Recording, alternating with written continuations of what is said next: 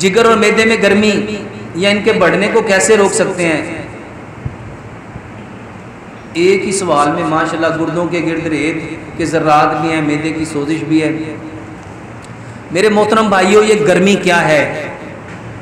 یہ جس کو کبھی کہتے ہیں جگر میں گرمی ہے، کبھی کہتے ہیں معدے میں گرمی ہے، کبھی کہتے ہیں مثانے میں گرمی ہے، میرے محترم بھائیوں یہ ایسیڈیٹی ہے، تیزابیت۔ میرے محترم بھائیوں، جب جسم میں ایسڈ زیادہ بنتا ہے تو اس کی وجہ سے تیزاب ہیٹ پیدا کرتا ہے، جلن پیدا کرتا ہے، گرمی پیدا کرتا ہے۔ اور میرے محترم بھائیوں، تیزاب کے لیے کبھی دوائی کے چکر میں نہ پڑنا، تیزاب کے لیے کبھی دوائی کے چکر میں، جو پڑھے لکھے لوگ ہیں نا، تیزاب کو جب الکلائن پراپرٹی والی کوئی چیز دے دی جائے وہ ایسڈ کے ساتھ الکلی مل کے اس کو نیوٹرل کرتی ہے۔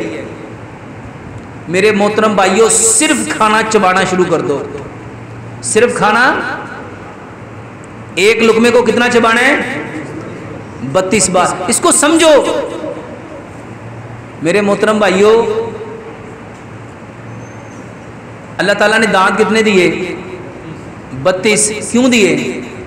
4 طرح کے دانت ہیں، 8 دانت ہیں ایک نوک والے جس کا کام ہے کھانے کو کاٹنا، 8 دانت ہے 2 نوک والے اس کا کام ہے کھانے کو پھاڑنا، 8 دانت ہے 3 نوک والے اس کا کام ہے کھانے کو چیرنا، اور 8 دانت ہے 4 نوک والے اس کا کام ہے کھانے کو پیسنا۔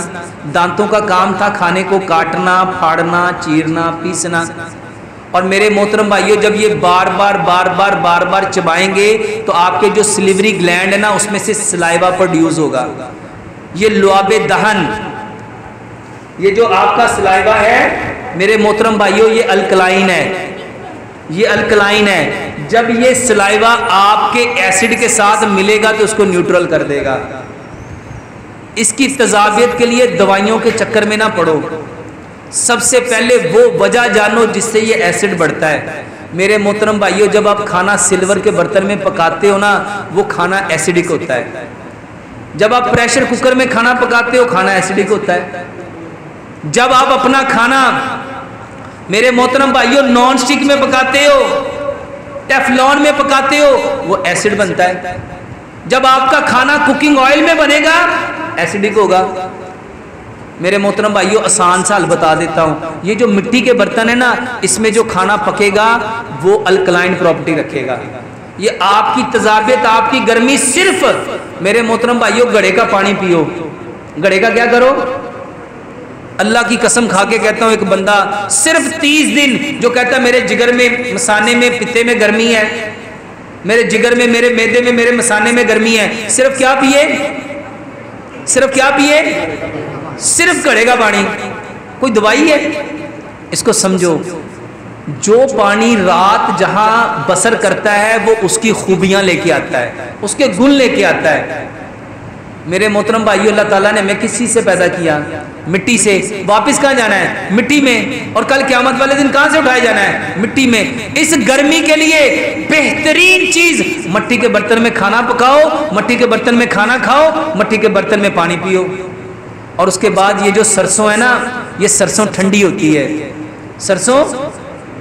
اور میرے محترم بھائیو، یہ بھی الکلائن ہے۔ اور جتنے آپ کوکنگ آئل استعمال کرتے ہو وہ سارے تیزاب ہیں، کیونکہ وہ کیمیکل ہے۔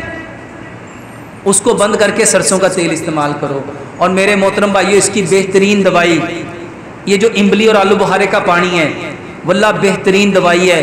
آج کل یہ جو تخم ملنگا ہے میرے محترم بھائیو، بہترین دوائی ہے۔ یہ جو اسپغول کا چھلکا ہے، بہترین دوائی ہے۔ یہ جو گڑ والی سکنجوی ہے، بہترین دوائی ہے۔ اور اس کے بعد میرے محترم بھائیو، یہ جو گوند کتیرا ہے، اس کو دودھ میں ڈال کے، اس کو پانی میں ڈال کے، اس کو گڑ والی سکنجوی میں ڈال کے میرے محترم بھائیو یہ پیو، بہترین دوائی ہے۔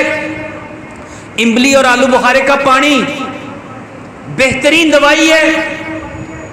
آج کل جو فالسا آیا ہوا ہے میرے محترم بھائیو، اس کا جوس بنا کے پیو، بہترین دوائی ہے۔ آلو بخارا بہترین دوائی ہے، خرمانی بہترین دوائی ہے۔ اور میرے محترم بھائیو، کتنی چیزیں ہیں، ہم سارے کے سارے دوائیوں کے چکر میں کیوں پڑتے ہیں؟ میرے محترم بھائیوں، ڈاکٹر اس لیے آپ کو نہیں بتاتے کہ ان چیزوں سے ان کو پیسے ملیں گے، وہ تو آپ کو وہ بتائیں گے جس سے وہ کما سکیں۔ ایک مہینہ، چلو بہت زیادہ 10 دن آپ پی کے دیکھ لو، آپ خود بتاؤ گے کہ الحمدللہ کتنا فرق پڑتا ہے۔